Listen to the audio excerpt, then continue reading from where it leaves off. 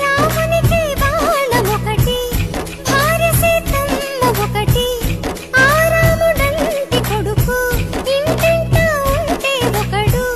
ఊరంతా hi hi hi, మనసంతా Joy Joy Joy.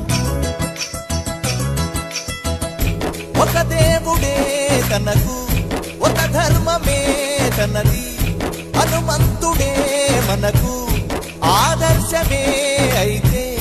ఊరంతా హాయ్ హాయ్ హాయ్, మనసంతా హాయ్ హాయ్ హాయ్. ఇదే నా పల్లెటూరు, ఇదే నా తల్లిగారు, మా ఊరి పాడి పంట రాములోరి దీవెనంట.